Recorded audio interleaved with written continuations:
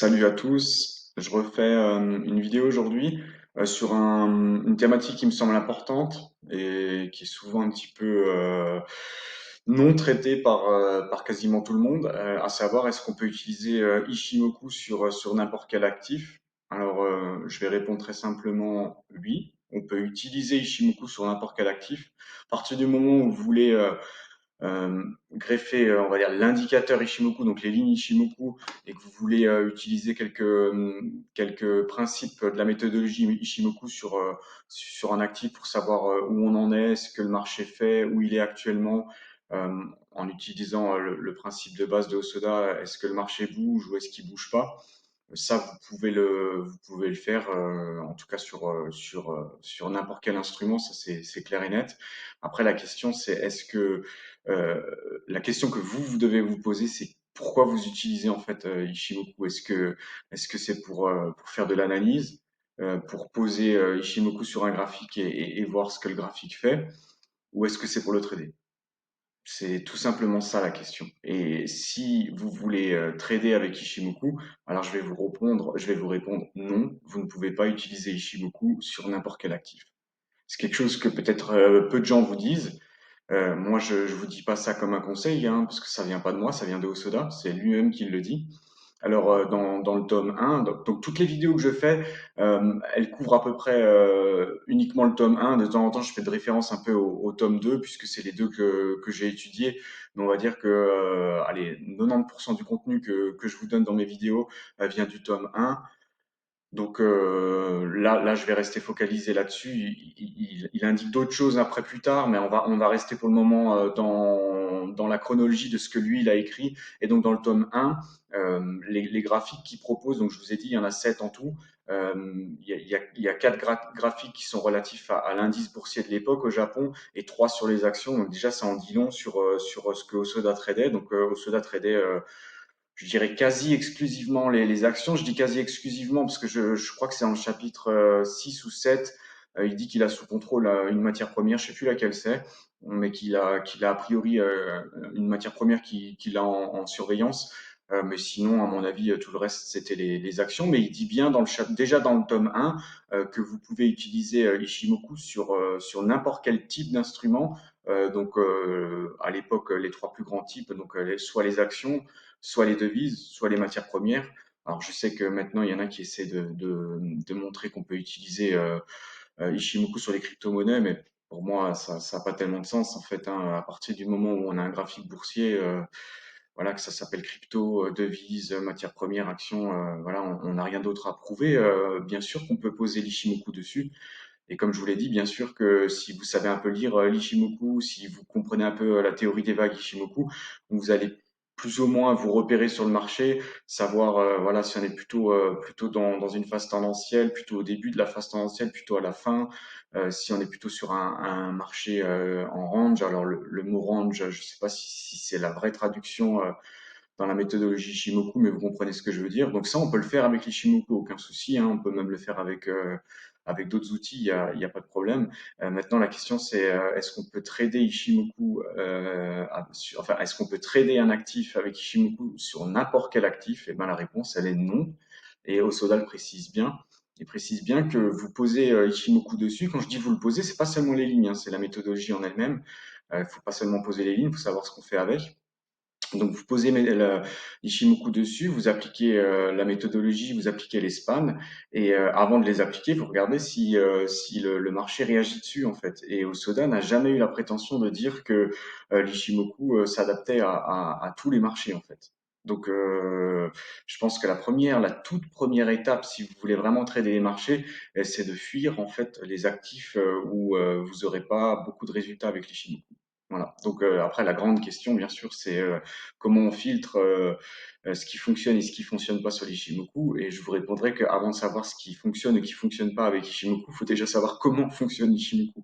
Et quand vous avez compris ce qu'on fait avec Ishimoku, et ben tout simplement vous l'appliquez sur un actif, vous regardez si l'actif réagit correctement dessus. À partir de là, vous pouvez seulement commencer à vous dire bon, cet actif-là, je pourrais peut-être le mettre en surveillance. Et même quand vous allez le mettre en surveillance avec Ishimoku, c'est probablement vous allez arriver au mauvais moment, c'est certainement pas encore le moment pour l'acheter ou le vendre, mais en tout cas, vous pouvez vous dire, OK, cet actif-là, ça peut fonctionner, cet actif-là, ça peut ne pas fonctionner.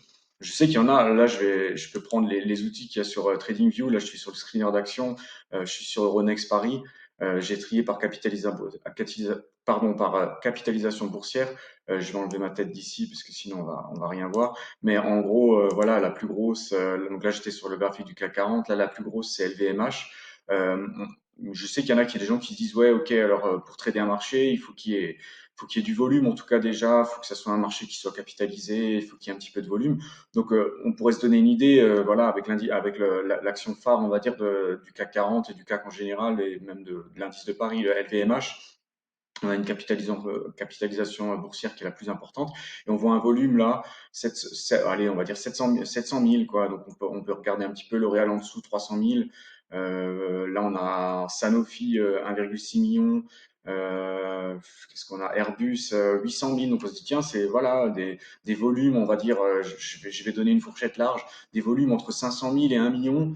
On est sur des volumes qui sont corrects, on va avoir des beaux mouvements, voilà, avec ce type de volume et d'échange, on est sûr qu'on est sur des marchés qui collent bien.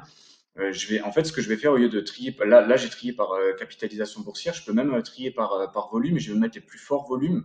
Donc vous retenez bien que le LVMH, on est à peu près ici à 700 000. Alors des fois c'est plus, des fois c'est moins, hein, mais voilà, ça vous donne une idée. Et là, vous voyez les volumes, le B, c'est billion, donc c'est énorme. Donc je vais cliquer dessus. Voilà, ça m'a l'air un peu dégueulasse, hein, permettez-moi l'expression de trader ce genre de choses. Pourquoi en fait il y a autant de volume? On se dit, mais c'est dingue quoi. Mais regardez en fait à combien cote ce genre d'actif, hein. Vous regardez ici, c'est un petit peu logique. Je vais prendre celui-là là. Au lieu de ne regardez même pas le graphique, hein, regardez un petit peu à combien cote ce genre d'action. Et puis voilà, là, donc je vais descendre un petit peu, mais là, on a des mouvements qui sont déjà un peu plus propres, mais regardez à combien ça cote en fait. Donc, utiliser les capitalisations boursières, c'est une chose. Utiliser les volumes, c'en est une autre. Mais regardez, on est sur des échanges en millions, mais si on a une action qui cote quelques cents, et de l'autre côté, vous avez LVMH ou d'autres qui sont des actions qui cotent à 300, 400 euros, forcément qu'on va avoir des volumes peut-être plus importants sur des toutes petites actions, parce que même le plus petit particulier qui va ouvrir une position, eh ben, il va être capable d'ouvrir 3, 4, 5 000 titres. J'imagine qu'il aura du mal à ouvrir 5 000 titres LVMH. Vous voyez un peu l'idée. Donc forcément qu'on on est un peu biaisé par le prix de l'action en fait, hein. Donc il faut être extrêmement vigilant avec ça. C'est pas simplement le volume qui vous indique si une action elle est tradable ou pas, hein. Ça serait trop simple. Donc regardez bien ça, mettez-le en relation avec le volume. Vous pouvez vous faire vos petites formules, capitalisation, volume, choses comme ça. Moi, ce que je conseille en fait, si vous voulez trader Ishimoku, c'est tout simplement en fait de prendre votre temps, de comprendre comment Ishimoku fonctionne, de rester sur les grosses actions Ishimoku. Quand je parle les grosses, c'est le CAC 40, voire un petit peu en dessous, de travailler celle-ci, puisque là, vous n'avez pas de doute sur les volumes, vous n'avez pas de doute sur la capitalisation boursière et vous n'avez pas de doute sur le fait qu'il y a des gens qui traitent effectivement ce genre de marché, même enfin, je sais voilà, qu'il y a peut-être une différence de vocabulaire entre trader et investisseur, mais voilà, on se rejoint assez facilement dans l'idée. En tout cas, on est tous au même endroit sur des grosses capitalisations. Donc, allez là-dessus et ne regardez pas trop ça en fait. Ne regardez pas trop ça. Et il faut que vous arriviez à savoir en utilisant Ishimoku, les spans, toute la méthodologie, donc prenez bien votre temps. Il faut que vous arriviez au final à savoir si l'Ishimoku peut être utilisé sur cet actif-là ou pas. Une fois que vous avez compris ça, vous pouvez descendre. Il n'y a pas de souci en fait. Il n'y aura pas de souci. Et voilà, vous allez filtrer ce qui peut être utilisé ou pas. Mais je répète ce que Goichi Hosoda a dit, c'est qu'un marché qui ne répond pas à l'Ishimoku ne mérite pas que vous le tradiez en fait. Déjà même pas que vous le tradiez, mais que vous l'analysiez parce que vous allez perdre votre temps et vous allez perdre votre argent. Voilà. Donc c'est très important ce que je viens de dire. Je sais que vous voyez peut-être sur Internet des gens qui font une fixette sur un actif et qui l'analysent de long, en large, en travers, dans tous les sens. Pourquoi pas, mais si c'est pas ça en fait, c'est pas ça. Juste la conversion du Kinkoyo, elle est faite, elle est faite pour rentrer à certains endroits en fait. Le reste du temps, bien sûr que le retour à 9 périodes, le retour à 26 périodes est important, mais les périodes de transition, c'est celles-ci qui sont les plus importantes. Donc après, une fois on a fait la conversion, qu'on y est, il y a plein de choses à faire avec Ishimoku pour savoir où on sort, où on rachète de nouveau.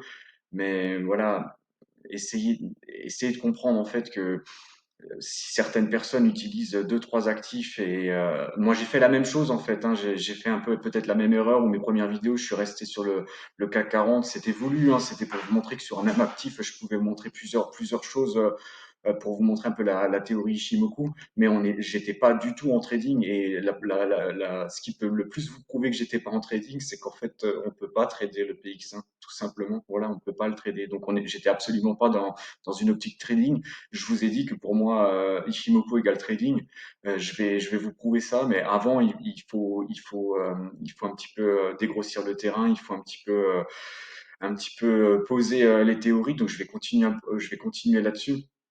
Mais vraiment, quand vous voyez que ce soit des formateurs ou des gens qui font ça un petit peu pour le plaisir avec l'Ishimoku, qui restent focalisés sur un actif, dites-vous bien que c'est pas du tout la méthodologie que Osoda préconise, hein. Je répète ce que je dis dans d'autres vidéos, c'est que l'idée c'est d'avoir d'une surveillance sur un pool assez large et là, j'ajoute une chose que j'avais pas dite au départ. Donc, sur un pool assez large, donc peut-être 10, 20, 30, suivant l'engagement que vous pouvez mettre dedans. Et je rajoute une information en plus sur des choses qui sont compatibles avec Ishimoku. Donc maintenant, la prochaine étape que vous avez à faire, c'est de comprendre ce que Osoda estime compatible avec Ishimoku. Voilà, bon courage et puis je vais continuer un petit peu dans ce sens-là. À plus, ciao.